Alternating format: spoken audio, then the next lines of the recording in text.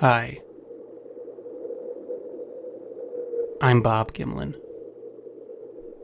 It was mid-November in 1915, on Hokkaido, Japan's most northerly main island. Then, just like now, it has the smallest population density of any of Japan's main islands. The temperature was mild, and the snow was wet and heavy at the Ikeda family homestead. It was just before dawn, and the oldest member of the Ikeda family was already busy about his work. But his labor was interrupted by a wild sound, which was no doubt a common occurrence at that desolate place. Upon investigation, Ikeda found that a storage shed had been broken into, and that the perpetrator was inside. Ikeda made it clear that he was a human by doing what we humans do best. He said something aggressive, and he brandished a tool menacingly. He had no firearm, not with him, and not in his house. When the trespasser exited the shed, Ikeda no doubt questioned the wisdom of his decision. For an Ussuri brown bear reared out, and it snarled. Now, he likely expected to see a bear, but perhaps not one quite this large. The Ussuri is a subspecies of brown bear, and as far as modern bears go, it is surpassed only by polar bears, and is matched only by Kodiaks. Both the Ussuri and Kodiak are coastal brown bears, meaning they have greater access to food resources, unlike what you might call a grizzly bear, which is basically a landlocked Kodiak. Technically speaking, the polar bear is considered a marine mammal. Therefore, Ikeda was confronted by the largest extant species of terrestrial carnivore on the planet. In short, he was looking at a very big bear. The bear peered at Ikeda, no doubt wondering if his breakfast was interrupted or upgraded. Fortunately, the bear did what a good bear should do. He went to flee, but not before hesitating, during which time, no doubt, the man's entire life and notion of mortality flashed before his eyes. After what I'm sure seemed like 2.6 million years to Ikeda, the beast thought better of it, and fled, but not before relieving a sack of dried corn from the storage shed, and retreating into the shadows of the mountain cast by dawn's rising sun. And to me, stealing the sack of corn seems like an act of defiance, as much as an act of hunger, as if to say, I'll leave, but on my own terms. I wonder if Ikeda realized how fortunate that compromise was. Ikeda had no way of knowing that this act of pacifism was not in this particular bear's nature. He also had no way of knowing that he had just come face to face with the devil. 4 days and 5 nights later, the bear appeared again. Ikeda was alerted by the protests of his only horse. Ikeda ran to investigate, and apparently his arrival, coupled with the horse's enthusiasm, drove the bear away. Man and horse were uninjured, and I'm not really sure what Ikeda's plan was. He had no firearm, and I think that's worth a mention because I can't impress upon you enough the absolute iron nerve of any person shooing away an Ussuri without a firearm, and a big one at that. We'll never know exactly what went down between the man, the horse, and the bear, but I think it's safe to say that it was a dramatic encounter, because the very next morning, Ikeda sent his son to summon 2 Matagi. Matagi is a term used to describe traditional Japanese hunters, known for their ability to subsist in the wild with very little, and they are bear hunters by necessity, considering that they share the same time, space, and food. So whatever happened to Ikeda that night was enough to convince him that he needed someone who knew about big bears and big guns. 1 night and 2 days later, the Ikeda son returned with 2 Matagi. They could not find the bear, as fresh snow was on the beast's side, but the Matagi insisted on staying, and not only because of the inclement weather. This move indicates the wisdom of the Matagi. I get the sense that they were not confident that the Ikeda family understood the full extent of their peril. Perhaps they stuck around because they understood the gravity of the situation, and the weight of the beast. I can only imagine that the Ikeda family didn't object too much. Perhaps the bear went elsewhere, or maybe it never left at all, but 10 days after the Matagi arrived, the bear reappeared, angry, in the early evening beneath a bright moon. 1 shot was fired, and the shot found its mark, and the Ussuri fled into the woods. The Matagi tracked it, and there was a great deal of blood left in the creature's wake. But who knows what that means when you're talking about something the size of 5 to 10 men. And though they found a great deal of blood, the fact that its stride was steady in the crisp snow, and that it hadn't stopped to rest, was not a good sign. At the foot of the mountain, the 2 men made camp to resume the trail in the morning. But wouldn't you know it, a massive snowstorm hit. The snow not only covered the bear's tracks, but made moving up the mountain suicidal, and the Matagi returned to the Ikeda homestead, and they took their leave. fearing that if they stayed much longer, they would be stranded there all winter. But they offered some comfort before leaving. The Matagi told the Akita family that the bear would at best not survive hibernation due to a combination of its injury and how late it was in the season, or at worst, the bear would forever fear humans. It may not be dead, but now it has bad association with people.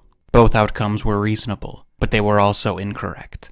It was some 10 days later, on December 9th, mid-morning, on land that belonged to the prominent Oda family. Abe Mayu was the wife of one of the farmers that worked the Oda family's crops. She was looking after a baby that belonged to yet another pair of employees. Little Hasumi Mikio had just turned 1 year old. We'll never know if she had any warning. No one survived to tell. But either the bear entered abruptly, catching Abe Mayu off guard, or maybe it groaned and growled and pawed at the thatched walls. But we know the baby was in the crib when it happened. I can only imagine poor Mayu's frame of mind if the bear made its presence known before entering. Perhaps she couldn't get the baby to stop crying as the rank smell of the beast permeated the hut. Either she knew about her impending doom, or she didn't. For her sake, I hope she had no warning, because there was nothing she could have done. It came in through the wall, which, like the door, was little more than woven hay. She wasn't a mother, but I think something maternal must have kicked in. She had access to the door, but she didn't use it. Instead, she threw firewood and pans at the beast, which was just as brave as it was useless. Little Hasumi Mikio was found in his crib with a devastating bite to the head. When the wall came down, the poor thing had probably started to cry. His death was instant. But clearly, the bear was after the heavier of the two food sources. After dealing with the infant, the bear turned on the woman, who was entrusted to protect him. She would later be found in the woods, and due to the excessive blood, it seems that her heart had been beating for a good deal longer than she probably would have wanted it to. And this chapter is so difficult to judge, as far as what should have been done. Should is a very tricky word. If she was aware of the bear before it came in, I can't imagine her terror. If she was aware of the fact that the shelter was being investigated by a bear, then maybe she could have picked up the baby and ran, but I think that simply would have guaranteed her fate. The nearest house was 1,000 feet away. Of course, that's through the woods. So maybe she stayed put, in hopes that the walls could deter the bear, though I can't stress this enough. The shelter to that bear was little more than a paper bag would be to us. Had she tried to run, I think it would have been upon her. So she put faith in the walls, and she probably thought her best hope was to remain very quiet, unless of course there was no warning. And if that was the case, all she could have done was fight. Honestly, I don't think it mattered much. She had no firearm, and there was nothing she could have done differently. Doom took the day. I'm going to comfort myself and say it happened with no warning. Evidence to this is the fact that the baby was in the crib. I think if she knew about the bear, she would have instinctually held the infant in her arms in preparation to flee, and he was found in his little bed. And as tragically as all the rest, it was her husband who discovered the scene the very next morning, some 18 hours after the assault. I doubt he had any idea that anything was wrong as he entered the house. The sun had not yet risen, that side of the house was still intact, and no doubt he took the darkness and the silence as an indication that his wife and little Mikio were sleeping. The hearth would have gone out by then, and any wicks would have been spent. I'd imagine his first indication was a smell, and then a gaping hole in the wall, and then he would put it all together at once. It would have taken only a terrible moment. He found the infant in the crib. His wife was nowhere to be found, but there was enough blood present to indicate her fate. He'd never see her again, alive or dead. We don't know much about him, but we know he used to work at a slaughterhouse, and he said it was worse than that. And you could accuse him of cowardice for not looking for his wife, but perhaps it had been wise not to. The little bit that was left of her was buried in a snowbank, protected by a very real monster. Had he gone to look for her, I have no doubt that he would have joined her in that frozen grave. He left the island of Hokkaido by noon that day, and we don't know this for certain, but I'd imagine he never returned. Understanding the fate of his wife, and seeing what he saw, likely broke him in many ways. I hope he recovered as much as could be expected, though I'm not sure how much that is. It's certainly more than I care to envision.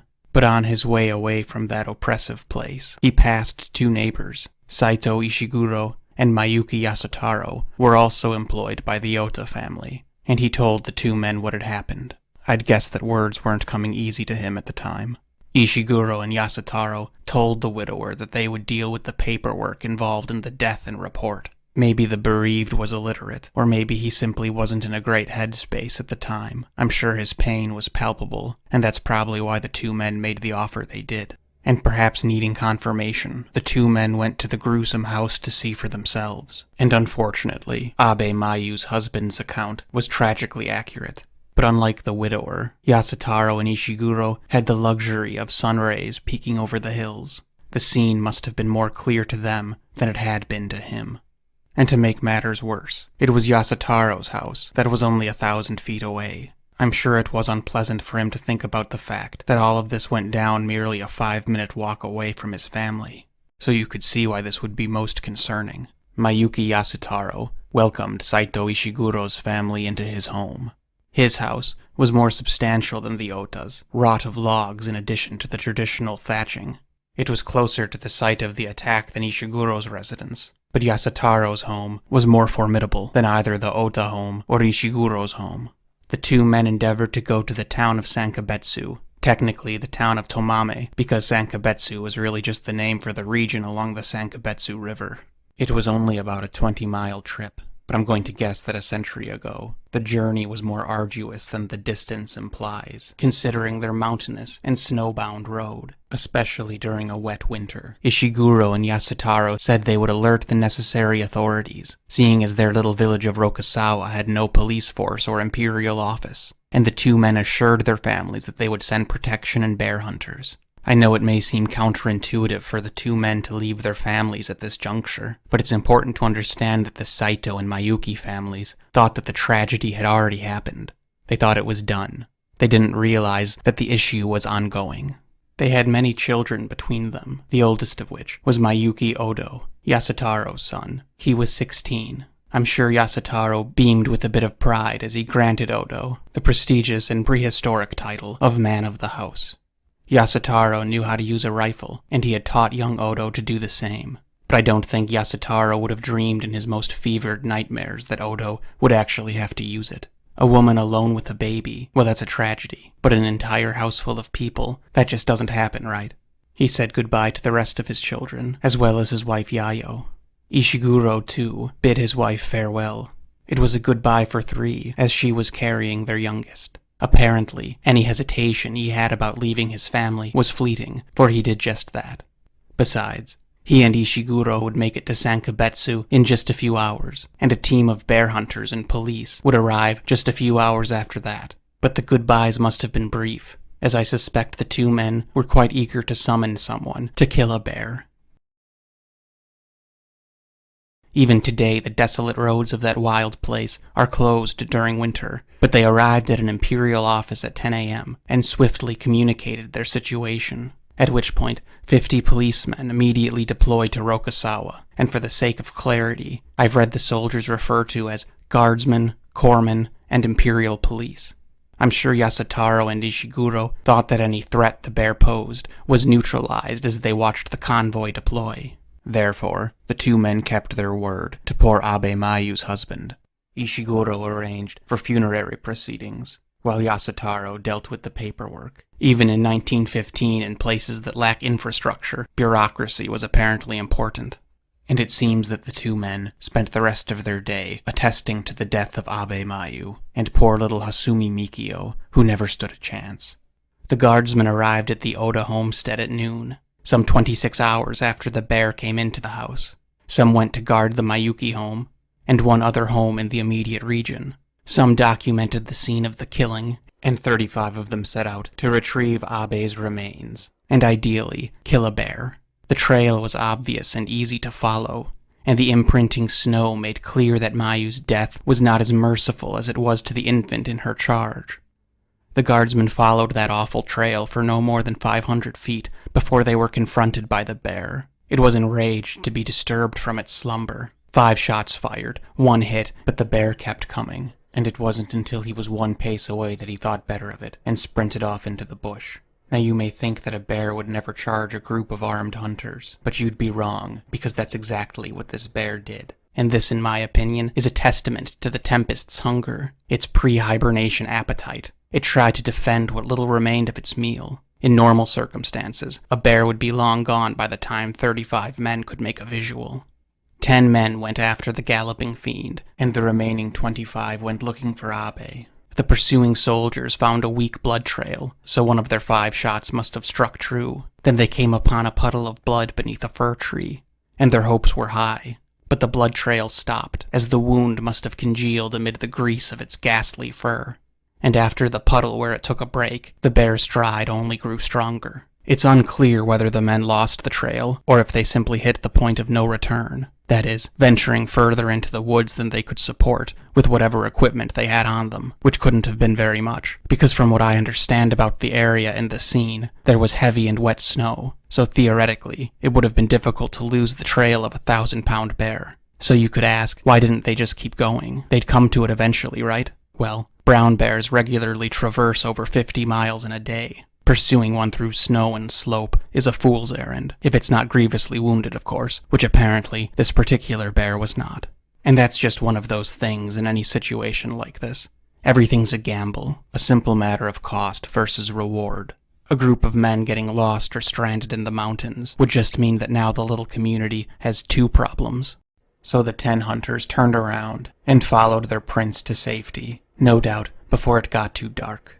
And the guardsmen who did not go after the bear found Abe Mayu's remains, not far from where the bear made its stand. The bear had buried her in a snowbank to save for later. Likely, starvation had shrunk the bear's stomach, and eating too much at one time would have resulted in the bear vomiting. Only her head and legs remained. After what I'm sure was a controversial and perhaps contentious discussion, the soldiers decided not to relieve her from her terrible place of rest, but rather post sharpshooters nearby in hopes of the bear's return. Before nightfall, which came early in that time of year, some 30 guardsmen had assembled at the Mayuki home, and they made 2 assumptions about the situation they had before them. They assumed that the bear would return for yesterday's meal, either Abe Mayu or the infant, and they assumed that the bear, now having successfully fed on human, would do so again. To address the first assumption, 7 of the best shots and most seasoned Imperial police conducted a stakeout in the vicinity of the Oda home, and beside where Abe Mayu received her unsanctimonious burial, 500 feet away from the house itself. Much has changed in the past century, and no one actually knows exactly where the houses once stood, believe it or not, but it must have looked something like this. This is a recreation of the scene, to the best of my abilities, and this was their plan. 2 sharpshooters laid low behind the wall on either side of the Oda house, and one would wait inside the House of Death itself, in case the beast returned for poor Mikio Hasumi, and an additional 4 would hunker down in the woods, with their sights set on the location of where Mayu's body had been brutally deposited in that frigid tomb. Meanwhile, the remaining 40 or so guardsmen would do the ostensibly important job of guarding the women and youngsters who were tucked away at Mayuki Yasutaro's home. And I think the game plan was reasonable. A large presence of men would have certainly deterred the bear from approaching the living, so the larger group was in fact doing its job. No bear is going to directly confront an army, right? Therefore, the bear would be further encouraged to seek out Mayu or the infant. The reek of death would certainly prove too appealing for the beast to ignore, and as it returned for its prize, the smaller group of more seasoned men would end the story, they thought. Those whose duty it was to defend the defenseless had wisdom. The plan was both reasonable and sound. Their assumptions were entirely correct, and their actions were justified. And yet, everything just went so wrong. Meanwhile, Ishiguro and Yasutaro found themselves in a less than desirable suburb of Tomame. They had completed their bureaucratic tasks of filing police reports and arranging for Abe Mayu's funerary processions, and it took them longer than they had expected. But they had one more errand to complete, and it was dark by the time they got to it. They were seeking out a man that they had long heard tell of, but had never actually met for themselves. His name was Yamamoto Hikichi, and he was something of a folk hero in the bear-killing department. Having received his address from the police, the 2 men were a bit surprised at the neighborhood they found themselves in, and their skepticism increased tenfold when they came upon his residence, and more still when he opened the door. He didn't seem to have much going on these days. This being real life, they were surprised by the man that stood before them, though if this were a work of fiction, he's exactly what you might expect. After concluding that the 2 men weren't up to no good, he bid them inside. Meanwhile, back in Rokusawa, it was 8:30 in the evening. The sun had long since set, but the sky was clear, and a bright winter's moon cast the shadows of dead limbs like crooked legs dancing on the iridescent forest floor. The sharpshooters had all been situated and silent for hours, with no communication. Perhaps this was reminiscent of a time not so long ago, when they stood against a very different type of bear, though one that was no less hungry. Perhaps their bodies had grown stiff, and perhaps their imaginations had become equally pliable. I imagine it would have been difficult to not think about the sights and smells of what they'd witnessed earlier, and that the perpetrator of the grisly deed was no doubt stalking again, though this time hungrier than before due to its escape, and angrier than ever due to its injury. They heard it first. View obstructed from hill, bush, and dark, but no doubt the 1,000-pound footfalls were perceptible, and ominous in their ambiguity. Sound is tricky among hills, and especially with snow on the ground. The bear was no doubt as wary as it was weary, wary from having its slumber interrupted by gunfire only a brief daylight's worth of time ago, and weary from evading its pursuers. And I guess this is the first thing that went terribly wrong on that terrible night. The bear, either through luck or wit, approached from the direction of the Mayuki home, and perhaps it's understandable why they wouldn't have expected that.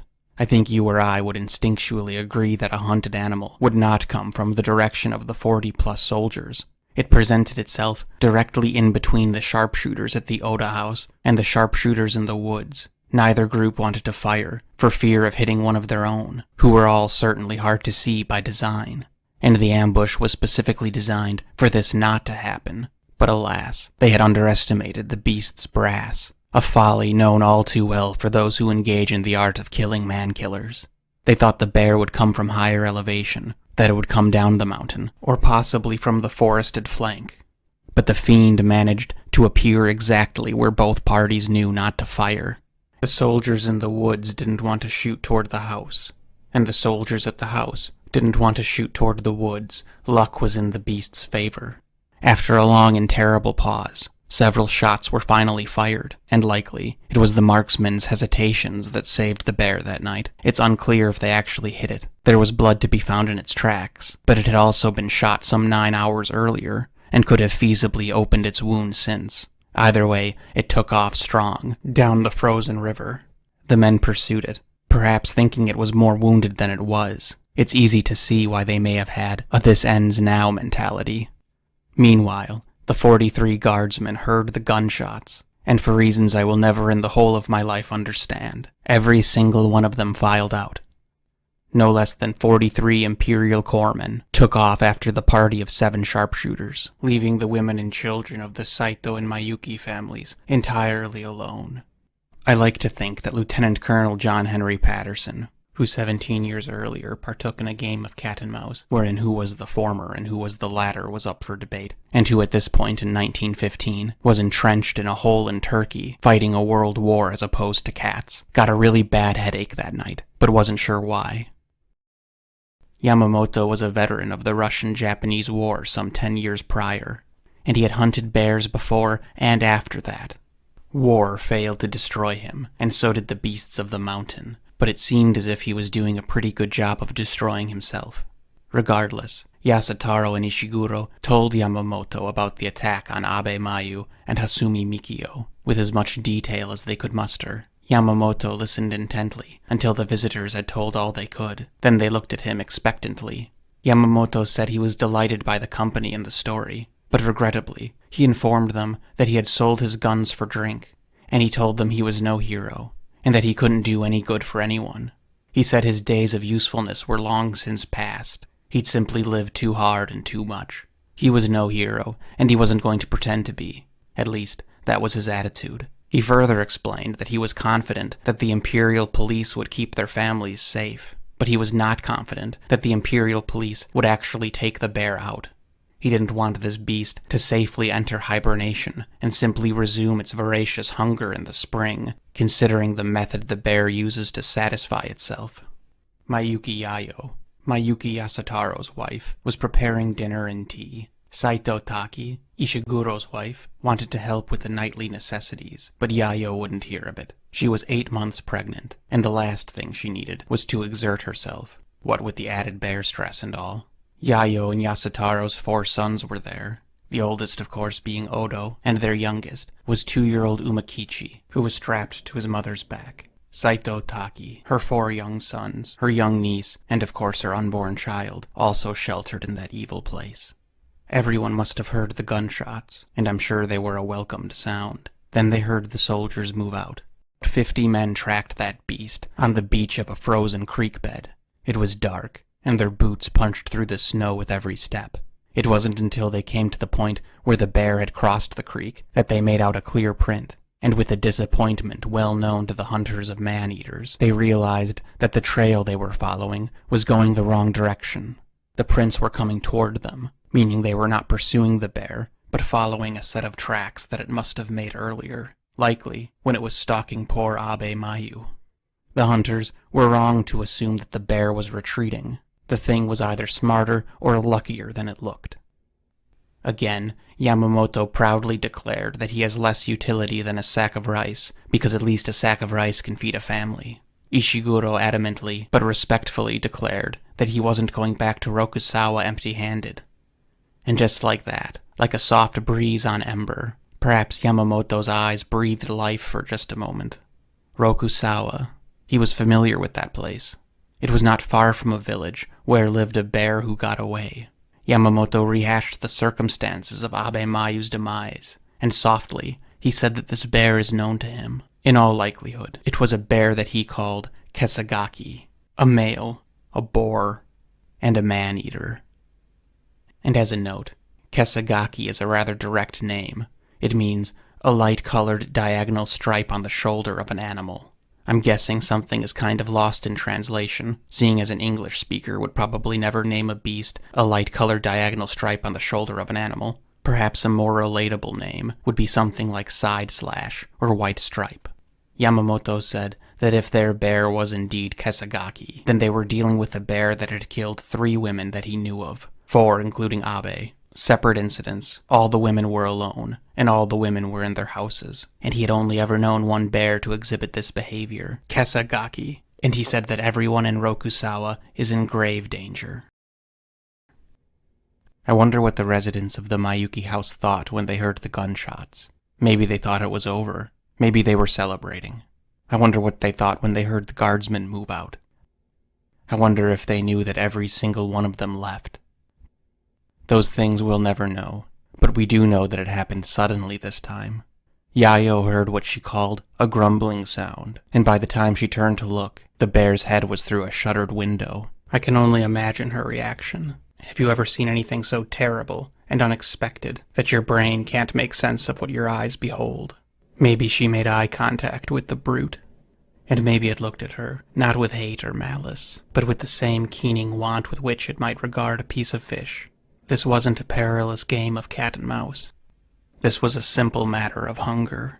And then the head disappeared, and then for what must have been a very long second, there was silence, which was promptly broken, along with the wall, and the wall collapsed as it made its entrance. Its tremendous body snuffed out the small wick of an oil lamp.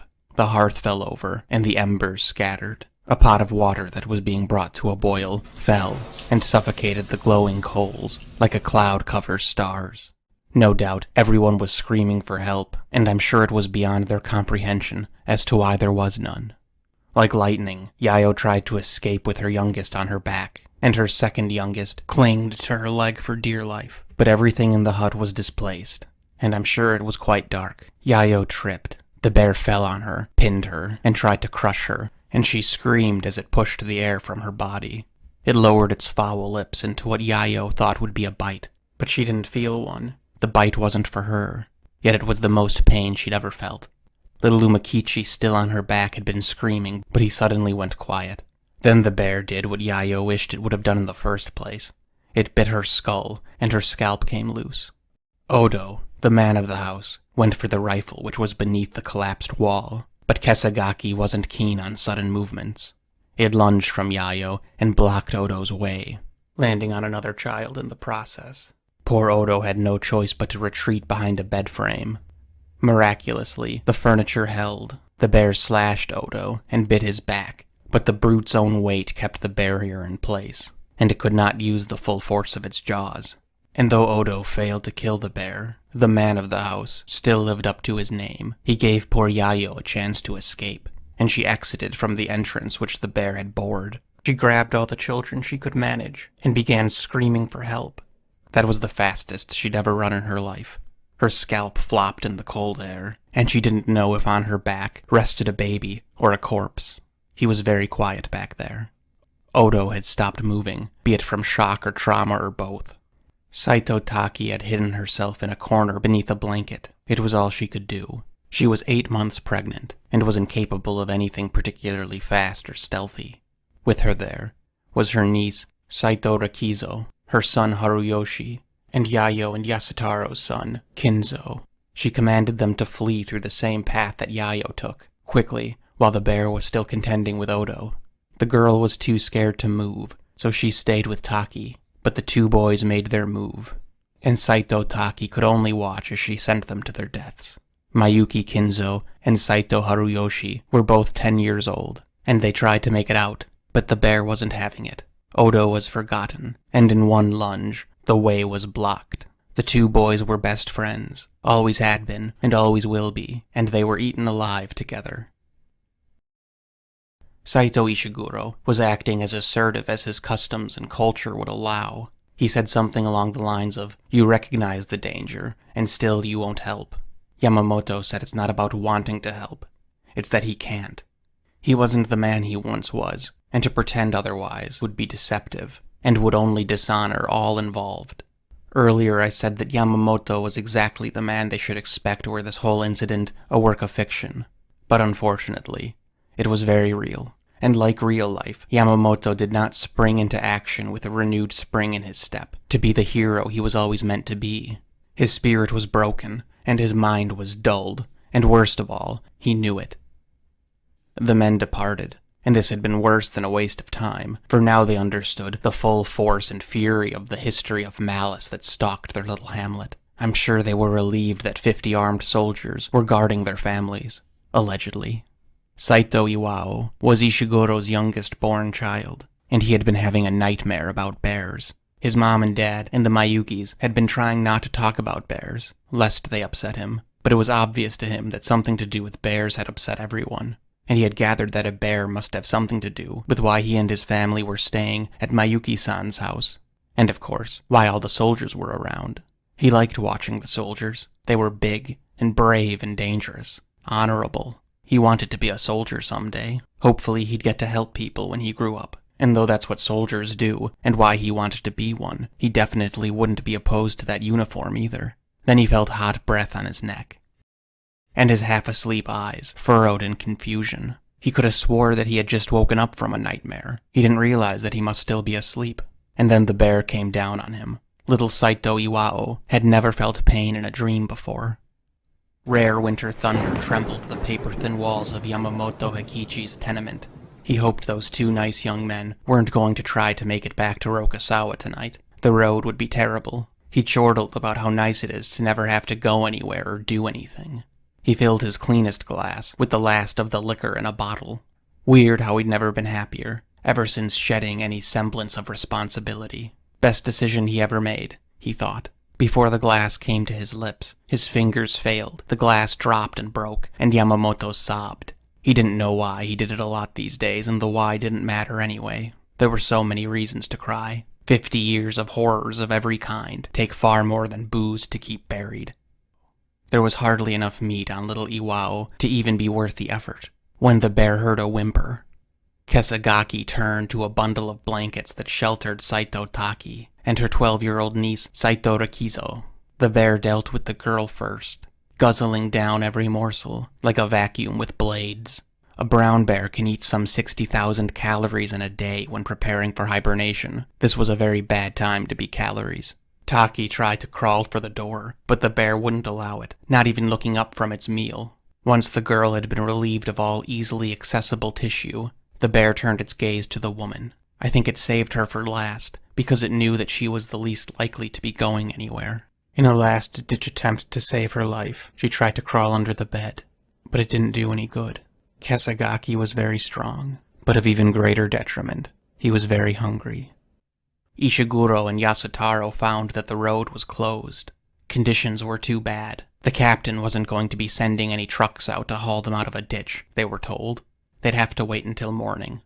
They found lodging for the night and would head home at first light.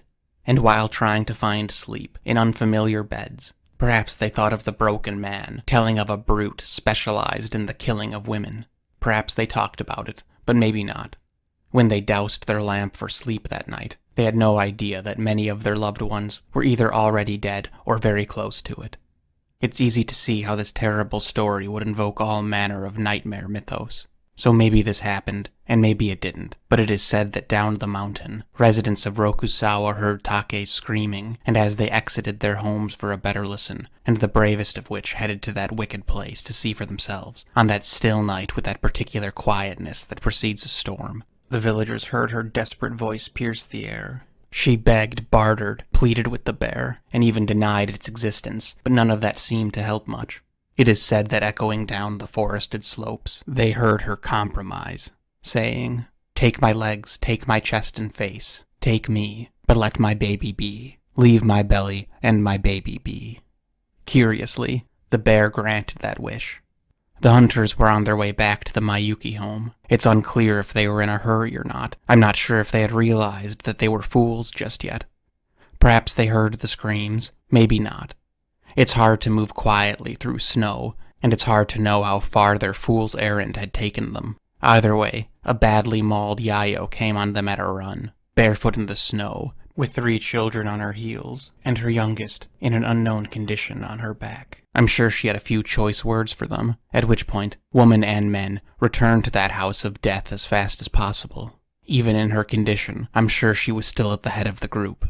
By the time they made it back to that cursed place, there was no human voices to be heard, only the sounds of tearing and swallowing amidst greedy breaths as the beast balanced the work of eating and breathing.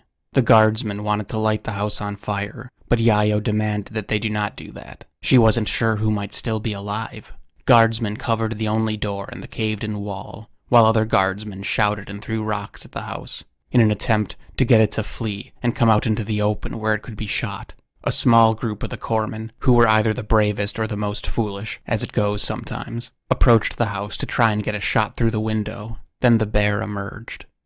And just like the sharpshooter's failure at the Oda house, which if you can believe it was only 15 minutes ago or so, neither party wanted to shoot downrange of each other. And just as soon as its grisly head appeared, it was gone, and the bear loped off into the night, holding an unidentifiable piece of meat in its jaws. Apparently many of the men also claimed to suffer weapon malfunctions, thus failing to end the story. Luck favors the prepared, but in this case, luck avoided the unprepared. Lieutenant Colonel John Henry Patterson had dozed off even though it was afternoon in Turkey. He had gotten into the habit of sleeping during the day some 10 years ago, and you can see why that would be a hard habit to break. He was having a terrible nightmare about bears, which was weird because he'd never had an issue with one. His dreams were usually populated by more deviant denizens of the night. He had weird dreams that day, as he was no stranger to stories that lasted much longer than they should have. But I will say, in the guardsman's defense, at 35 miles per hour, that bear was probably gone as soon as they realized it had come out. The guardsmen made torches of twine, tar, and birch bark before entering the house. It smelled of beast and blood. Yasutaro and Yayo's third son, Mayuki Kinzo, was dead, torn open and consumed. He was beside his best friend, Saito Haruyoshi, who was in the same condition. Haruyoshi was Ishiguro's 4th son, and though much of the flesh had been taken from his legs and torso, he would somehow linger until the next morning, but would pass away before noon. The pair had almost gotten out. Perhaps one didn't want to leave the other. Poor Odo was still conscious, bleeding, still wedged behind his barrier. He saw everything, and he heard it too, and he'd never forget a second of it. His wounds of the flesh would heal, but his mind was badly scarred, and a few months later, in June of the next year, he'd fall into a river and drown. He fell from a high bridge. You can decide the circumstances behind that for yourself. He was the only one in that house who knew how to use a rifle, and his father had been counting on him. I can't imagine his guilt. Unjustified, of course, but that wouldn't make much of a difference to him. Poor little Saito Iwao was alive. He had been bit in the body, but not consumed. I'd guess that Kesagaki immediately determined that there wasn't enough meat on the boy to be worth his time, seeing as there still remained larger prey items to be dealt with. You know, I can't stress this enough. Obviously, we couldn't always get it perfect, but this illustration is pretty accurately scaled. A 7-year-old's torso is not much bigger than the bear's skull, so my guess would be that the bite was exploratory more than anything, if you can even use such a word. He was probably bit, picked up, and shook to determine his weight, and once the bear realized that that just wasn't enough, he moved on.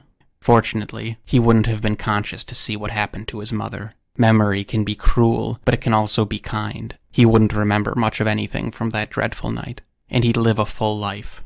But no doubt a cruel one, were his aspirations ever satisfied. Saito Taki's compromise was very much honored. The flesh from her legs was torn away, her face was destroyed, and her spine was exposed at the neck, but her belly was intact. I'd imagine at the petitions by a frantic Yayo, a medic performed surgery, and her baby was born that night, alive. It was a boy. But before the sun rose, he was reunited with his mother. Saito Rikizo was beside Take. There was little left of her. Yayo would recover to as full of an extent as could be expected, though I'd imagine she had lingering pains of all sorts. She had been scalped, bit, and compressed, but all that pain was probably negligible compared to the fate of her son on her back. Little Umakichi was bit in the neck. It broke his spinal column, and though he wasn't expected to see the next day, he somehow lingered for 2 years, immobilized the entire time. He would never walk or crawl or play. Those powers were taken from him, and every rise and fall of the moon brought all the pain a boy could bear. 2 of the children that escaped with Yayo were completely unharmed. Her second youngest, Yujiro, had clung to her leg, and he had been stepped on by Kesagaki. His injuries were minor, and according to Yayo, the only survivor of the attack that would remember anything from that night was Odo, other than herself, of course. An unborn child, a mother, 2 sons, and a daughter died within hours of the attack, but 2 more sons would succumb before the end. Now, that all may sound like a conclusion to the narrative, but unfortunately, it is not, because Kesagaki was far from finished. Mayuki Yasutaro and Saito Ishiguro arose from their hotel beds. I bet they had bad dreams, whether or not they remembered them. A diagonal slash in the darkness, growls and screams, and many failures. I'm sure they were eager to get back to Rokusawa. They hoped their families weren't too worried about them, as they were supposed to be back the night prior. The 2 men, of course, didn't realize that there was an awful lot going on back home. I wonder how they felt during that 2-hour drive home. There was literally a small army protecting their families, and yet Yamamoto's warnings would have been hard to ignore. And sometimes you can just feel that something isn't right. But of course, we'll never know their mood. But either way, as they approached their destination, it became clear that something was terribly wrong. Homestead after homestead was abandoned. Not just vacant, but emptied out and gutted. I can only imagine that they drove faster than conditions would have allowed. They finally came upon signs of life at the small school, with all the food they owned. It was one of 2 buildings in the whole village that was made of brick, the other being the hospital. Though no doubt desperate to see their families, the 2 husbands stopped for information. It's unclear whether or not it was here that they learned the fate of their loved ones. In such a small community, I would imagine that everyone gathered was very aware of Saito Taki's fate and that of the children. Either the 2 men were told of what happened, or just that there'd been another attack. It's never fun to be the bearer of bad news. Or maybe those at the school thought it was best for them to figure the news out for themselves. Either way, they put the pedal to the metal. Maybe intuition, maybe instinct, or maybe something else told them that they needed to see something with their own eyes, as no words existed to judiciously describe the wrath that their lives endured. But before arriving to their destination, they came upon the Tsuji family home, the last house before the place that Yasutaro once called home, but certainly never would again. There were signs of activity there. Perhaps someone waited by the road, anticipating the men's return, or maybe the way was blocked, but there the men stopped. And it was there that the survivors had gathered. Yasutaro was reunited with his wife Yayo. She was stable and conscious, and had spent all morning getting stitched up, but I'm sure she was very tired. And though young Umakichi lingered for 2 years, he was not expected to see the next day. Poor Odo's wounds were relatively minor, as in relative to other wounds caused by a 1,200-pound bear, but I imagine he didn't feel much like talking. For Odo, Umakichi, and Yayo, Yasutaro must have had some degree of relief that they were at least breathing, though the same could not be said for his third son, Kinzo, who was in the belly of the beast. I'd expect that Saito Ishiguro had a harder time with it all. His wife was dead. Their baby was born, but would have passed before he arrived. Ishiguro's fourth son, Hariyoshi, was clinging to life but barely. His grip wouldn't last much longer. And his niece was dead too. No doubt, that one carried an extra twinge of a very specific sorrow. Not only did he fail his own child, but someone else's too. Believe it or not, the majority of the guardsmen had left Rokusawa. Only about a dozen remained. Now, I watched some videos on YouTube, and a network documentary that said that the soldiers who abandoned their posts did so because they believed the bear to be a demonic entity, and that their very souls were at stake, and that their earthly weapons could bring no harm to said infernal entity. And I highly doubt this to be the case. I really, really doubt that to be the case. I think it's very easy to make the argument that the larger group did more harm than good, seeing as not once but twice shots were failed to be made due to the fear of friendly fire. Maybe you've experienced this at your job. I'd strongly prefer to work with 2 people who know what they're doing, over 10 people who don't. I think the expression is, too many cooks spoil the broth. Plus, winter in Rokusawa would have been tight for everyone, and I can't imagine that the Imperial Police Unit brought enough supplies for an extended stay, so I highly doubt that the soldiers left due to fears of a demon bear, but more likely due to logistics and reason. And I'm certainly no expert on Japanese culture, but it is my understanding that honor is held in very high regard, and that death is less feared there than in most places. So no, I don't think the guardsmen left due to fear. It was probably just a matter of too many idle hands. But it is mentioned that the only remaining Imperial police were those who had fought in the war between Russia and Japan a decade prior, those that the sting of death and failure was not new to. Now, much has happened in a short amount of time in this tale, so here's the timeline. Abe Mayu and little Hasumi Mikio were destroyed on the day of December 9th.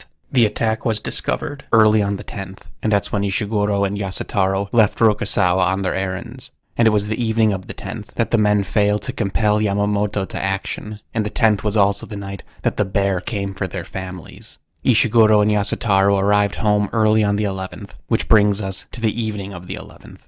Enlivened and deadened, broken but not beaten, the 2 men spent the night protecting what remained of their families, and probably not sleeping too much. The fact that they didn't end up going to prison for assaulting some police officers means they were better men than me.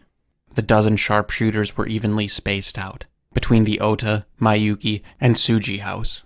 And I want to make this abundantly clear. Though there was technically less protection, I believe that this method is more appropriate. I would prefer 12 competent hunters over 50 less prepared ones.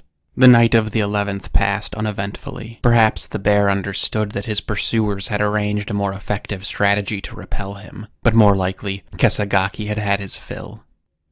Relieving the majority of the guardsmen had an unintended bonus. Back in Tomame, Yamamoto heard tell of the attacks. He was doing what he did best in those days, when he could not help but overhear some men in uniform, speaking in bewilderment about the incompetence of their superiors, and perhaps their own too, and they were talking about a bear. No doubt, Yamamoto expected them to mention Abe Mayu and the infant, but to his horror, he heard them discussing new victims. His ears perked. Saito and Mayuki, they said. Yamamoto was gripped by a horrible recognition, for he knew those names to be that of the men who begged for his help a mere 24 hours ago. Help that he had declined, because he'd rather get drunk about it. No doubt, this forced Yamamoto to reflect on that gloomy December night, far removed from the mountainous forests, and the devils that inhabit them. Rest would not come easily to Yamamoto that night, as his will began to yearn for redemption, more so than the familiar demons that so many of us distract ourselves with. It's so easy to do, even for those of us who haven't fought in horrific wars of centuries past. And maybe that night offered the first respite in a long time that was ushered by a sense of duty as opposed to a bottle of forget.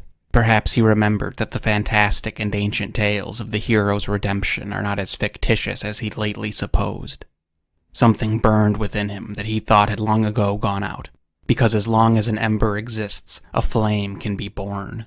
Now was not the time for sleep. He remade his acquaintance with a familiar friend, a friend that he'd missed quite dearly, and the reunification felt right. He had no car, but yet another friend owed him a big favor, and was eager to help the cause for reasons apparent, and Yamamoto arrived in Rokusawa before dawn of the 12th.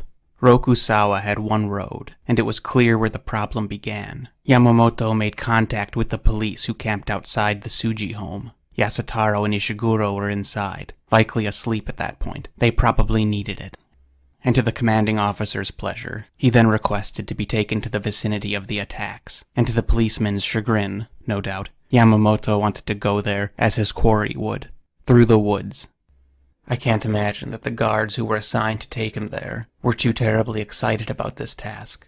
To walk through the hunting grounds of an Ussuri, a starving one at that, with an obnoxiously bold temperament and a human flesh habit, to its food cache. Maybe the bear hunter inspired confidence. Or maybe not. He'd been sober for hours, after all. Regardless, they made it to the Mayuki house without issue. And at that deathly place, Yamamoto became further convinced that this bear was none other than Kesagaki. Half a lifetime of bear hunting had taught Yamamoto that it's not unusual for a bear to stalk human residences, and even raid them for food, in the form of crop, livestock, or even people. But the habit of dispatching a person within her home, and consuming it where it lay, was a behavior known to him through only one offender, and he knew that offender's last atrocity was near Rokusawa, and he knew his name was Kesagaki.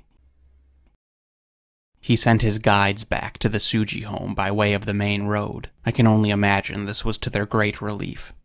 Then Yamamoto went on a stroll.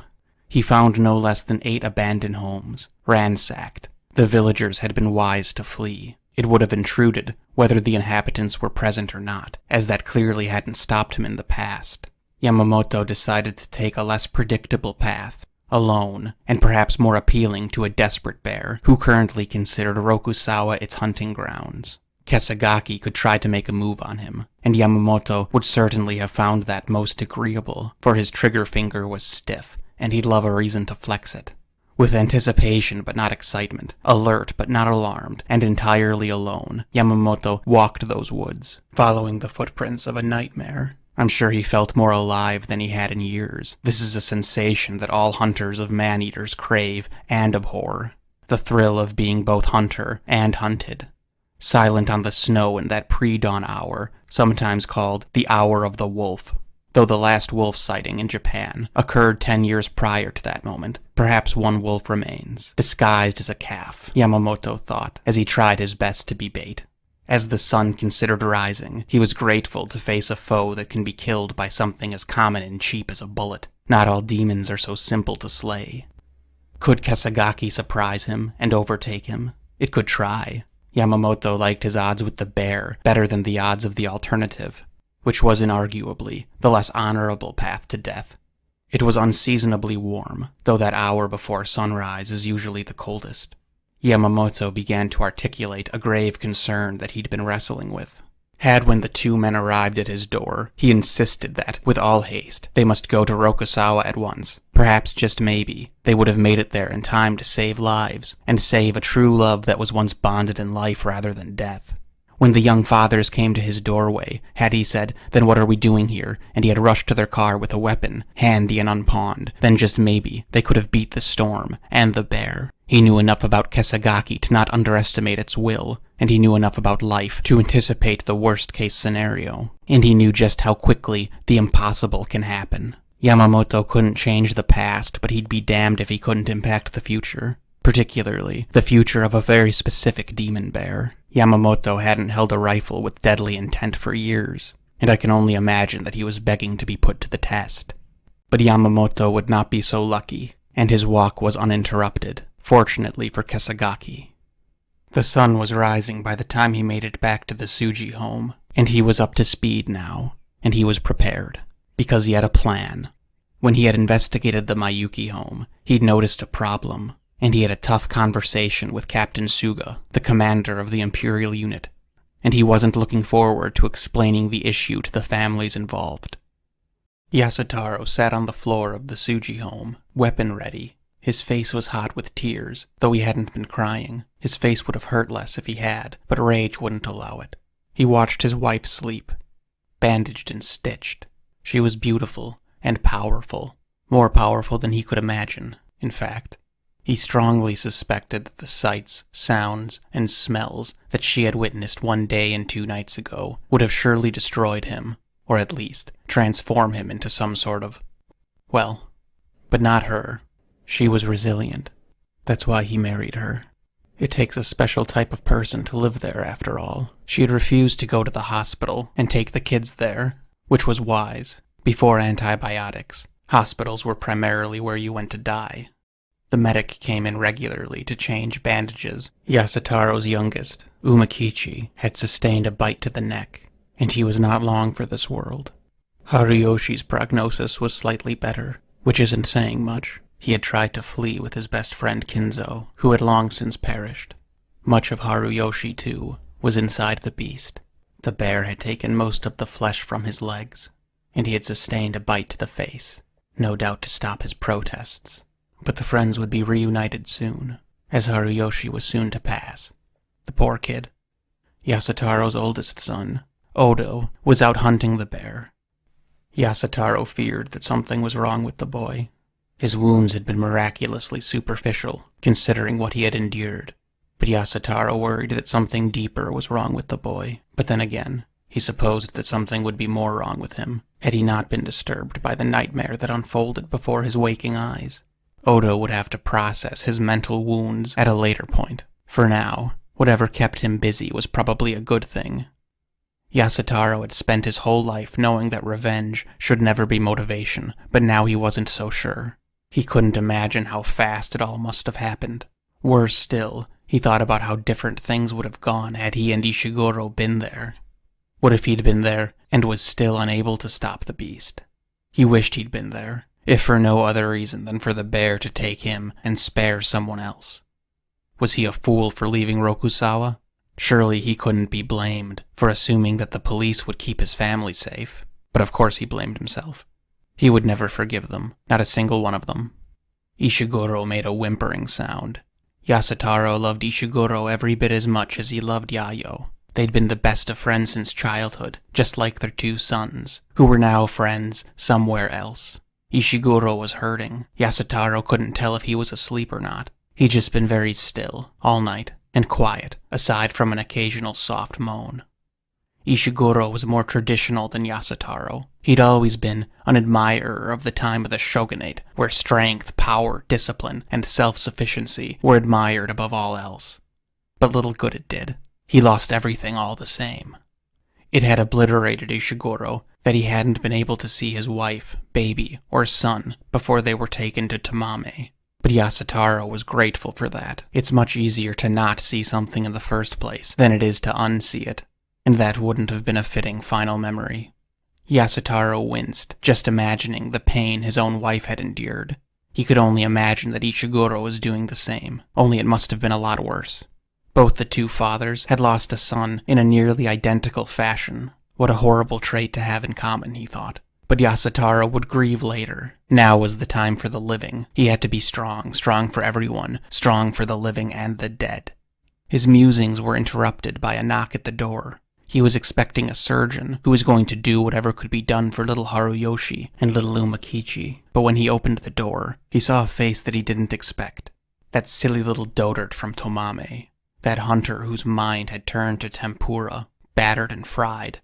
His eyes narrowed as he began to contemplate how different everything might be had he and Ishiguro come straight home instead of wasting their time on this udon noodle. Surely the nation's premier bear hunter would have at least had the wisdom to say, "So why are you here when you should be there?" Yamamoto asked if he could come inside. They needed to talk. It's unclear just exactly how the conversation in that home transpired. Maybe Yamamoto confided his shame, warranted or not. Maybe forgiveness was offered. Maybe it wasn't. Maybe it was by some but not by others. It's easy to see how it would be difficult to think reasonably about this most unreasonable situation. Maybe they saw a long-buried, but now unearthed wisdom in the curious man. But maybe not. We'll never know. But I'm sure he had a resolute but distinctly dour countenance as he explained his purpose for knocking. You see, Taki and the children had all been transported to Tomame for burial. The ground was frozen, and there was no cemetery in Rokusawa, and it's unlikely the bodies would find any rest there anyway. Yamamoto told the families that the bodies must be returned at once. He said that Kesagaki was quite literally starving to death, and that the smell of a guaranteed food source would prove irresistible, especially a food source that already carried his odor. The Mayukis condemned this thought. They refuse, emphatically I'd imagine. But Yamamoto said it is already in motion, as time is of the essence, and Captain Suga agreed. Perhaps Yasutaro raised a fist to smite this little cup of sake, and maybe it was Ishiguro who stayed his friend's hand. Ishiguro, who lost more than most can ever know, in a way that none can ever imagine, realized that the horrors of the past 3 days had been Yamamoto's entire life, and throw in a couple wars there too. If indeed, sacrificing that which has already been sacrificed is the most assured way to end the bloodshed, then it must be for the best. Ishiguro knew that his late wife would have wanted to protect others in the final way she could. She'd already given her life to the bear. Perhaps she'd offer her body to help take its life away. All anyone can ever do is try to right that which is wrong, and that seemed to be Yamamoto's only intention. But whether or not the bereaved actually agreed to the plan, it was already in motion. And so the victims were once more moved. From Tomame back to Rokusawa, they were on their way home. I'm sure Yamamoto made it clear that the work of the day would not involve the Mayukis or Saitos, the living ones at least. So perhaps it was a good thing that the two men had a prowling bear to contend with. At least they could keep busy, as they stayed with rifles ready at the home that now housed what was left of their families. I can only imagine that both men, though perhaps particularly Ishiguro, were really hoping that the bear would try it once more, for a final time. Meanwhile, Yamamoto called off the sharpshooters from the Mayuki house while the bodies were in transit, in hopes to dissipate the scent of man. A brown bear's sense of smell is far superior to that of even a bloodhound. Therefore, you can never be too careful. Once the controversial cargo arrived, Yamamoto, Captain Suga, and 3 other soldiers personally escorted the savaged remains into the House of Death, and in doing so, masked their own scent as much as possible. They had no support nearby. They wanted to make Kesagaki's meal as inviting as possible. And so the 5 men arranged themselves in that little nightmare, with Taki and the children, the air still thick with the scent of beast and carnage. The plan for the night was clear. The 5 hunters would wait for Kesagaki, and once he came, they would shoot repetitively. Yamamoto and Suga had fortified the Mayuki house. They blocked the main door, leaving only the entrance that the bear had used the first time, and they used debris to strengthen the walls to a point where the bear could still likely get in, but it would take enough time for the men inside to reposition and fire. However, Yamamoto was extremely clear that no one was to fire unless a definitive and killing shot could be dealt. I'm not sure if it was said here, but I know it's been said before. Don't fire until you can see the whites of his eyes, or in this case, the black beady chasms. Yamamoto instructed that nobody is to shoot until at least one of the bear's feet has made contact with the ground inside the house. I think this is because then the bear would have to back out to escape, which would offer plenty of time for shots. If they simply waited until they saw the bear, it might be able to dart away in a flash. Of course, perhaps the downfall of this strategy is that if they're waiting for the bear to come inside, perhaps then it would be inclined to come further in instead of out. They were in that awful place for hours, silent. Then they heard movement, and then a foul smell confirmed their suspicion. There is little between the sky and the void as unsettling as a large animal that can get close to you without you knowing it. And though that isn't a bear's particular strength, in comparison to other man-eaters, it is still a competent stalker. All the men could do was wait, in the darkness. Surely each one of them was aware of the fact that they weren't so different from the bait, from the bear's perspective at least.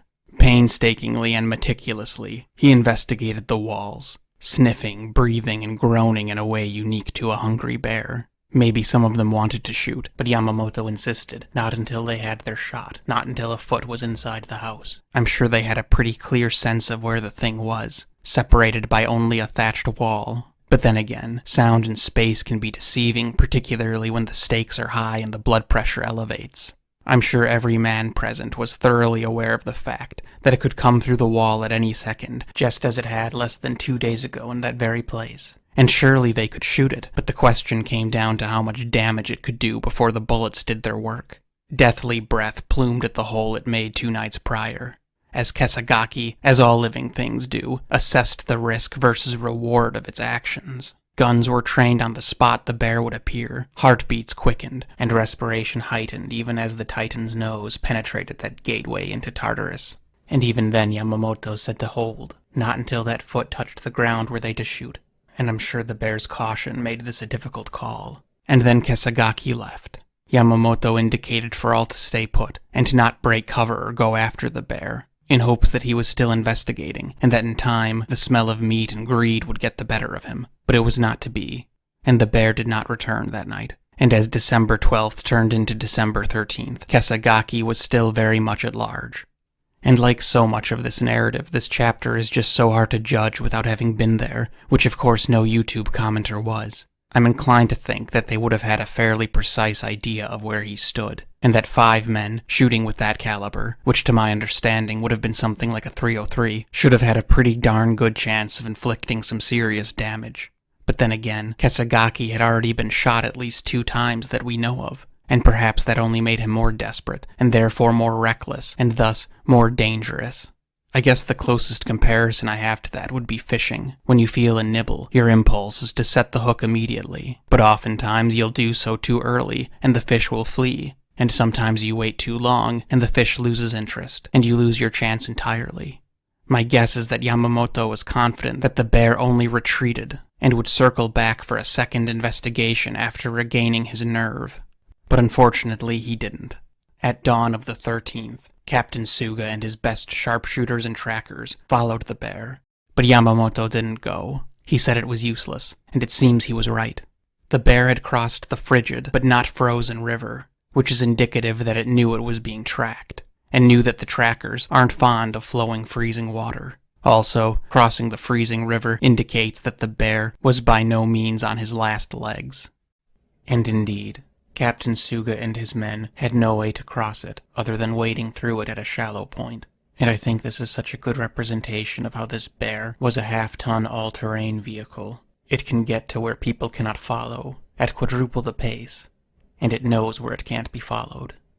Meanwhile, Yamamoto busied himself by investigating the area. Unlike Captain Suga, he knew that going after a healthy bear was a fool's errand, and he also knew that sooner or later the bear would come to him.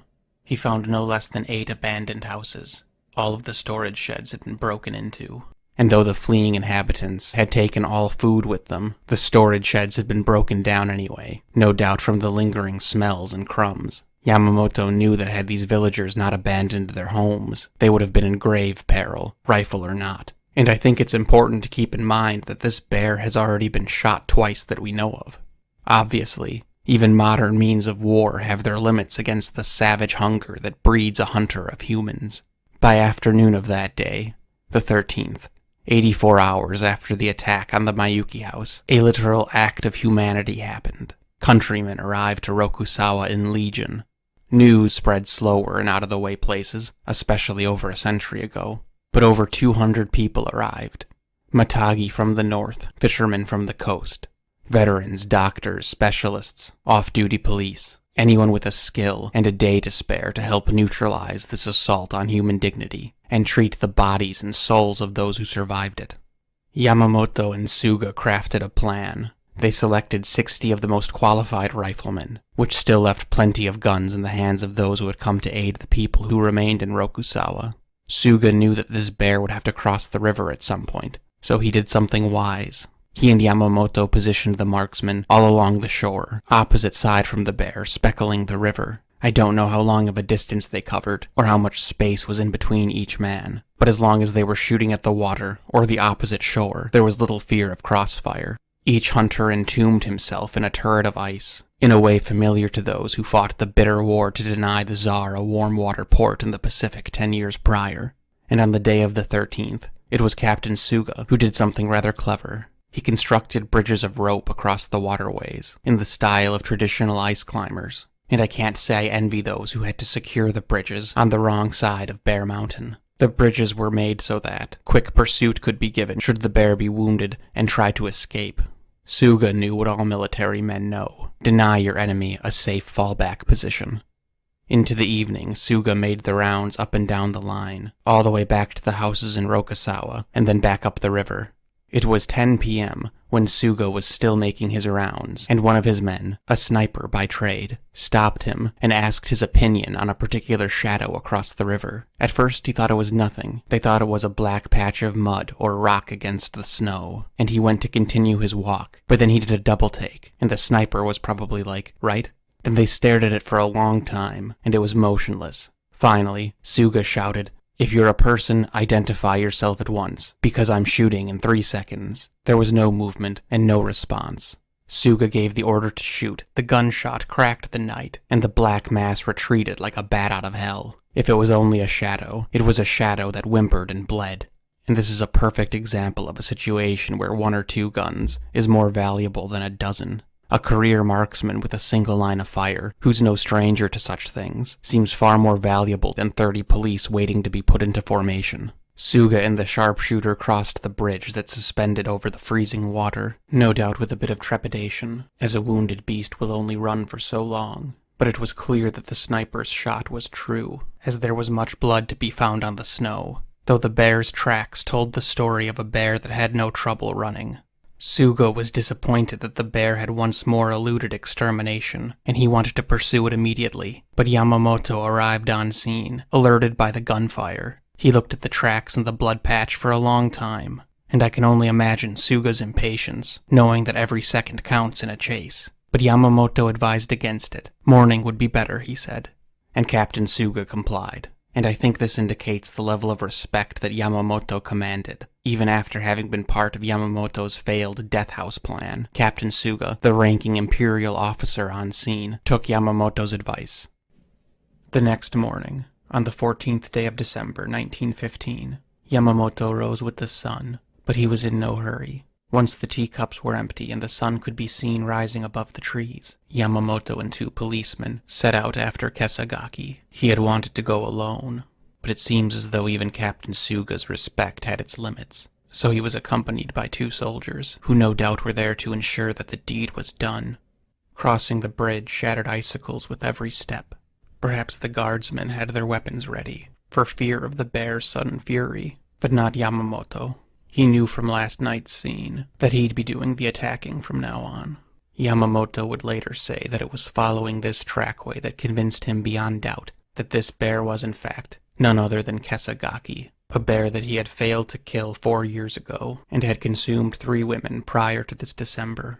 All 3 women were separate incidents, 1 taken from her home and 2 within the home itself. And I wish I could find the details on this, but I can't. So I don't know exactly what it was about the tracks that Yamamoto recognized. I don't know if it was a track feature, or maybe a behavior displayed. But either way, something about that trackway was familiar to him. Snowflakes began to fall, not the vicious face-whipping kind, but the kind that take their time through indeterminate direction. And after several miles, Yamamoto laid eyes on the bear. He was sleeping between the roots of a great tree, head reared outward, an orientation indicative that the bear is prepared to run. And Yamamoto knew that this time, the bear's intention wouldn't be to run away. It couldn't. Kesagaki was done fleeing. Yamamoto shrugged off his attendants, and silently stepped to within 60 feet of the bear. So faint were the silent steps, that Kesagaki was not alerted to his foe's approach. Yamamoto shot once, and he hit its heart. The bear rose, he roared and charged, certainly now aware that the enemy was upon him. But he didn't have long to think about it, because the next projectile tore through his brain, and he died beneath a sycamore tree. Kesagaki was never photographed, but he would have looked much like this. This is an Ussuri that was rescued from a roadside attraction, and he was considered malnourished. You can see by the hips. Kesagaki weighed 750 pounds and stood 9 feet tall, which as you can see here, appears quite dramatic in comparison to human children. 750 pounds is extremely light for a bear of this size. Ironically, if the bear was bigger, this problem probably would never have happened, because he wouldn't have been starving. Between the sunrise of December 9th and the sunrise of December 11th, the bear was directly responsible for 7 deaths. The infant, Hasumi Mikio, the Ota employee, Abe Mayu, Mayuki Kinzo, son of Mayuki Yayo and Yasutaro. Saito Haruyoshi, son of Saito Taki and Ishiguro. Rikizio, niece of Saito Taki. Saito Taki, wife of Saito Ishiguro, and Ishiguro and Taki's youngest. All 7 of these people perished while the bear still drew breath. Technically, Saito Haruyoshi and the infant survived the attack, but neither of them made it past noon of the next day. The way I see it, these 7 lives were indisputably taken by Kesagaki. But I would also include Umakichi, who was strapped to his mother's back when the bear pinned her. Umakichi survived for just under 2 years after the attack. He was bedridden and immobilized for the rest of his life. He had been bitten in the neck. I'd guess that the bear didn't pierce any major arteries, so they managed to stop the bleeding, but the force of the bite likely broke or fractured his spinal column, which simply would have rendered daily function impossible, and therefore ceased development altogether. I would also include Odo, who recovered from his wounds, but fell from a high bridge into a river the following spring. The circumstances behind that are unknown, but I think we can all speculate. I definitely understand why many wouldn't include Odo, but that's just how my brain works. But by any definition, I would include Umakichi, who inarguably perished from his wounds. And according to Yamamoto, the bear was known to him, and had slain 3 additional women. So the way I see it, Kesagaki's count is at 12. I've read and listened to several accounts of this narrative that say that Kesagaki killed 6 people, and I'm not really sure where they get that number. I guess they don't include the unborn, Yasutaro's 2 sons, and the 3 women who fell victim to Kesagaki according to Yamamoto. But I include the youngest Saito in the count, and to me that's obvious, as well as Umakichi, who I think would be considered a victim by any interpretation. And as far as poor Odo is concerned, no details exist other than that he fell from a high bridge. But being conscious during the consumption of a wailing pregnant mother and multiple children, I think it's a safe bet to say that he fell victim to the bear, by memory, if not by tooth. Survivor's guilt is a very real thing, and it's a dangerous thing. And I also feel reasonably confident in Yamamoto's report of 3 additional women. You don't really have to take Yamamoto at his word. It seems obvious that this wasn't this bear's first rodeo. This kind of behavior takes time to develop. So I see 12, not 6. And if that number is wrong, quite frankly, I'd be inclined to go up, not down. We know that Mayuki Yayo made a full recovery. We know this because a researcher came to discuss this incident with her in the late 50s. Assuming that she was somewhere between 25 and 35 when the events occurred, she would have been around 70, and she was alive and well, but refused to talk. And it is said that she chased the journalist from her property. The fates of Yamamoto, Ishiguro, and Yasutaro are all unknown, and this space of 3 days is all that's been recorded of the famous bear hunter. There are a good amount of blanks in this case, because all the police records were lost to time, but a forestry worker endeavored to make an official record of the case in 1961. He tracked down the few who were present in the region during the time of the incident. Mind you, this is almost half a century later. He found many who remembered, but only a few who were directly involved, and not one of them would speak about it. Not a single one. 40 years is a long time for people to move on from that which they were probably eager to move on from. The researcher concluded that an entirely accurate sequence of events is impossible to determine, but everything I mentioned here seems to be what's mutually agreed upon. But there are 2 conflicting points that are worth mentioning. One is that Hisumi Mikio was 6, not 2, and the second is that Mayuki Odo was actually a guardsman who was charged with protecting the house while the other soldiers tracked the bear, and the fact that he had the same last name as the family is a coincidence. I find this unlikely because if he was just one of the soldiers there, I kind of doubt he would have been in the house. There was a whole camp set up in that area, and I don't think one of the soldiers would have been in the house with the women and children. But I could be wrong. And I guess the confusion comes from the fact that sometimes he was referred to as a guardsman, with a rank and title, but I think it's very possible that the soldiers deputized him or something like that. But as always, forgive me my liberties. Obviously I mention things that can't actually be known, but everything I said seems like an accurate interpretation of events. An example of a liberty I took would be when I said that Yamamoto heard about the attack at the Mayuki house at a liquor store. I don't know that, but I do know that Saito and Ishiguro went to him for help the night prior, and that he had refused, claiming he was a useless drunk. and he proudly claimed to have sold his guns for booze. And by all the existing, if not limited accounts, Yasutaro and Ishiguro found Yamamoto rather appalling, so I figured that would be a likely place for Yamamoto to hear about it. And as a side note, that was something I struggled with from a narrative perspective.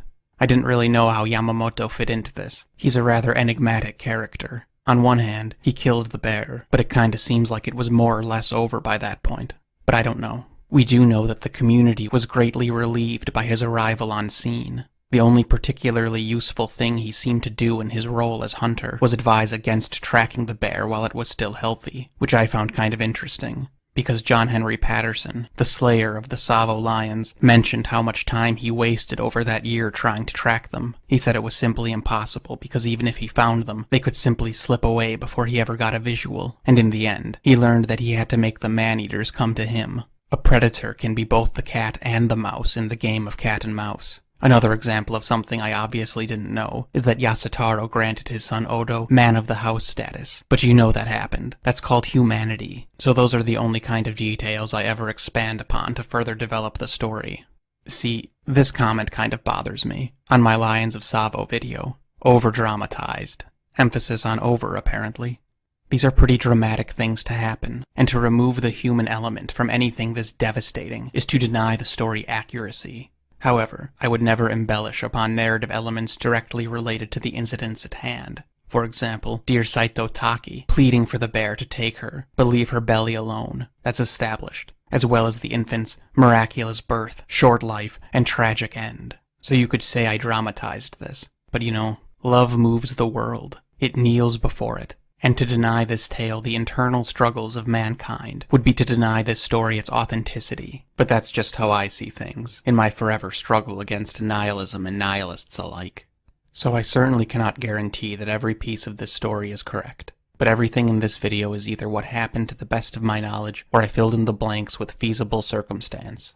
And I've heard a lot of sources say that people were tight-lipped about this incident because in Japanese culture, it was considered disrespectful to give the lurid details of such things, especially to parasitic view seekers. And I always find that funny. I don't think that's specifically a Japanese thing. You'll often see this in documentaries about food. They'll say something like, "Food holds great significance to the people of Spain." And it's like, that's crazy, because I've heard the same thing about America and Korea and France and China, Brazil and Thailand. I've never heard someone on a cooking show say, yeah, here in Portugal, we don't really care about food. It's almost like food is important everywhere. And just like food, respect is universal to the human experience. Or it should be, at least. All I mean to say is that not everything is a matter of culture. Some things are distinctly human. Another thing I struggled with about this narrative was simply the times. This was a weird decade. You know, this was a time when cavalry charges with swords and lances were in the same battles as artillery and repeating guns. So it was a strange time for the world, and Japan was no exception. For example, Japan was mass-producing cars by 1911, and it seems that it was not uncommon for people to live in a place like this, dress like this to take care of the horses, but then put on a suit to drive to work in the morning. You know, I guess I mean that it was like a weird in-between time. Perhaps not unlike what we're in now. Okay, now I want to talk a little bit about bears. Literally the last time I checked before researching this video, there were 2 species of brown bears, the Eurasian and the North American brown bear, and then each had their subspecies. That no longer seems to be the case, and now it's just the brown bear, and all the subspecies are of the same species.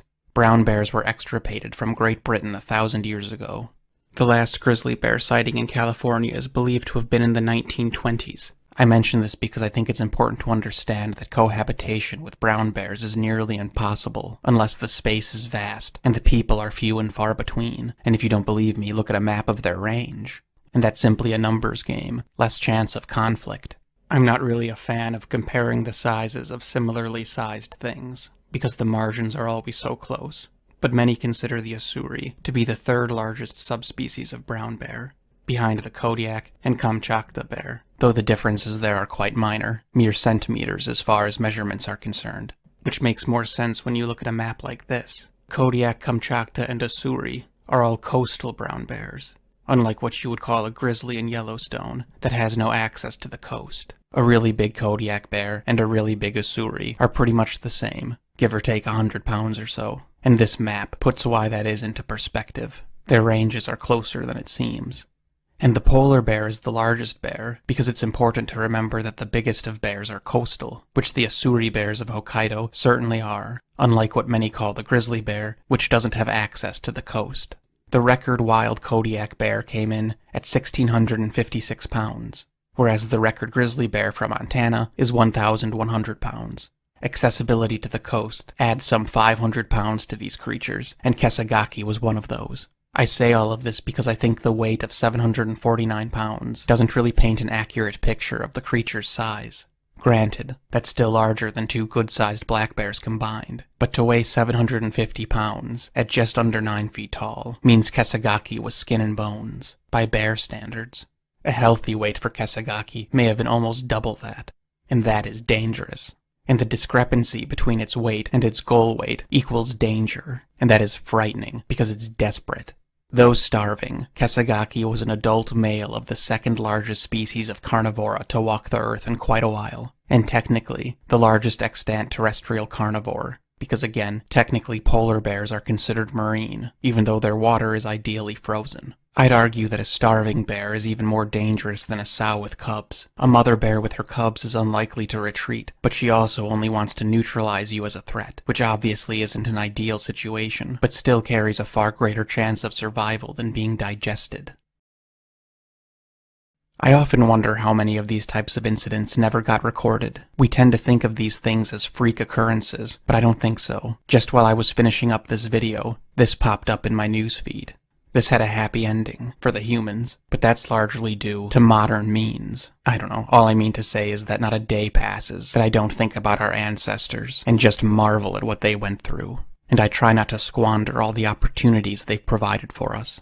And speaking of news, I recently saw an article speculating about how the giant short-faced bear may have delayed human settlement of North America for thousands of years. And I guess it's just weird to me that this is a surprise to anyone. The cave bear, which was Europe's largest bear ever, went extinct some 25,000 years ago, and North America's giant bear, the short-faced bear, went extinct some 11,000 years ago. And I think the common factor was human proliferation, but human settlement, human establishment. And to me that's obvious. I simply cannot imagine a situation where there is any safety for you or your food supply with thousands of these guys roaming about. Do you think a continent full of these monsters might inhibit human living space? Absolutely. Look how much trouble a bear a third his size caused against humans armed with the tools of the First World War. Now imagine a bear, thrice Kesagaki's size, with only stone implements to counter him, with all your food being what you could carry on your back, and dark were their nights. Our ancient ancestors were absolute legends. Cohabitation with brown bears is nearly impossible, even with our modern amenities, and if you don't believe me, look at a map of their range. Living among these things, with rocks and sticks, was unquestionably a contentious issue, and I feel like the fact that this is news is indicative of a lack of appreciation of what we once went through. Okay, what could have prevented this horrible thing that happened? I believe I referred to the initial Imperial unit as incompetent, and I don't say that lightly.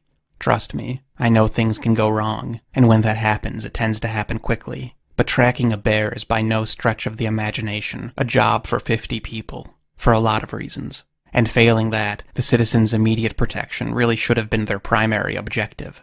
In short, regarding the guardsmen, which is a devastatingly inaccurate title, who moved out from the Miyuki home on the night of December 10th, there's absolutely no reason that every one of them should have left. Just a couple men with that kind of firepower would have been enough to deter the bear, if not kill it. I would say 5 men would be ideal. A bear isn't going to attack an army with modern arms, and that very well may not have been the case in antiquity. But even if 10 soldiers remained at the Miyuki house, I don't think Kesagaki would have tried anything. Even just one remaining soldier at the ready would have been a lot more useful than none. I think a couple men who really understood the situation would have been more helpful than an entire brigade of men with little more than good intentions. So aside from that obvious miscarriage of common sense, what else could have prevented this? Well, and this is true for most things, but I think a bit of luck certainly could have prevented this. When the Matagi got a shot at the beast at the Aikido residence, that could have been it. I don't know the specifics of the shot other than it hit. The Murata was Japan's first domestically manufactured rifle, and that was in the 1880s. It was so powerful that it served as a big paradigm-busting middle finger to the traditional culture. Bolt action, something like an 11mm. This could have tore through the bear's heart with grace. So I'm hesitant to say that any practiced skill involves luck. But then in reality land, luck, which I generally think of as positive chaos, has an awful lot to do with everything. And when you're talking about hitting but not destroying, the margin between success and defeat is narrow. Sometimes I'm inclined to say luck has nothing to do with it, but have you ever played darts? Luck. Sometimes it's all you need, but never count on it. A colder winter may have prevented this. The winter was so mild that the bear's temperature rose high enough to raise his metabolism and end his state of energetic conservation. But as for what could have reasonably prevented this, I don't think trying to change the weather is a practical solution, though many seem to these days. I do think that a warm winter in bear country should act as an indication that additional practical precautions are required. Responsibility and competence potentially could have prevented this. So in dangerous places in general, but with no better example than the stomping grounds of any predator that is bigger than you, being irresponsible may not come back to bite you, but it may come back to bite someone else. Aikida, the first family to encounter the bear that year that we know of, didn't have a firearm. And personally, I think it is irresponsible to live in bear country without the means to kill a bear. And ideally, kill it effectively, because a half kill can be worse than no kill. So in the 2 times Aikida encountered the bear in pursuit of food, that's 2 times that the bear learned that its actions had no real consequence. Because after those 2 times it went unchallenged, even if it does suffer a consequence later, it still knows there's a chance to get away with it scot-free. Which essentially means it's learned to gamble. And you really don't want a bear gambling with your life. It may seem cruel, but if a creature like this is poking around a place where people live, especially children, where they sleep and play, it helps to skip to the end as quickly as possible. The shorter the story, the better, to be honest. I often see videos or read articles about backpackers and campers who had a close call, but the bear ended up leaving them alone. And people like the video because it's such a good example of how nature and mankind can live in harmony among the forest elves. But that's wrong. Stuff like this is teaching the bear that interacting with humans has no consequences. Even using mace to deter a bear is imprinting very strong emotions on said bear, and I doubt you'd like to be on the receiving end of those strong emotions. Perhaps they remember the bitter taste. Stuff like this is a community effort. It's our advantage as humans. Failure to act could very well result in someone else being dragged to hell. So personally, I'm inclined to say it's irresponsible to live in brown bear country without being proficient with a weapon that could neutralize a bear, not just deter it. And that goes for black bears too, but to a far lesser extent. Because like I think I said, your close call could be someone else's nightmare. To live in the habitat of stuff like brown bears or polar bears or tigers or lions or leopards or Komodo dragons or bull white and tiger sharks or crocodiles and alligators is to accept that you are food. Risky food, but food nonetheless. And living creatures will always put their own survival over your warm feelings for nature, and they'll certainly put their survival over yours. And regarding poor Abe Mayu, this is why I think feminism is important. If Mayu had access to a firearm and had been trained how to use it, maybe she would have lived to tell of a very close call. And this all would have been nothing more than a story about the time the bear came through the wall, and we probably would never have heard of it. Now, to be fair, there's certainly a chance it wouldn't have helped much, depending on where the weapon was in relation to the bear, and if she had warning or not. But if she had access to a firearm that she knew how to use, I think she very well could have survived this. And even if she didn't, there's a good chance the bear wouldn't have either. And that's the difference between a martyr and a hero, by the way. I've read comments on unrelated videos where people say, you think you really need a gun, or you think a gun would have helped? Maybe, maybe not, but it would have felt a hell of a lot better than firewood. So I think luck, the awareness of a warm winter's effect on bears, a proper response, and proactivity could have played a role in preventing this incident. But I'm also a realist, and I know that sometimes stuff just happens. A lot of people have forgotten or ignore that the US's conservation president was an avid hunter. And that's how that works. Because in order to properly love anything, you need to understand its potential to destroy you. And if you let it destroy you, then you won't love it anymore. You'll fear it. Just the other day, I saw a video where a lion looks after a baby antelope. Or gazelle, I don't remember what it was. And you think, could this really happen? Then it cuts to 2 years later, and they're both older, and the gazelle became a wildebeest, and they gallop off into the sunset. And the comments say stuff like, it seems like animals have more humanity than man. And it's like, no, that's wrong. Lions will keep prey alive for as long as possible if they've eaten recently, especially in populations close to the equator. There's no love, no maternal thing going on, nothing like that. I once found my cat playing with a mouse. It was very much alive, but it certainly wasn't free to leave. Just this last summer in Tanzania, 4 brothers between the ages of 9 and 11 were looking for a calf when they were ambushed by a lioness. 3 of them were killed. One of the brothers, he was 10 years old, survived by climbing a nearby tree. He said, quote, "I held on to the tree all night long. I saw my brothers eaten by the lioness. It was very painful. It was all bones that I saw when I scaled down and ran away in the morning." And like I said, being alive doesn't mean free to leave. They suffered greatly.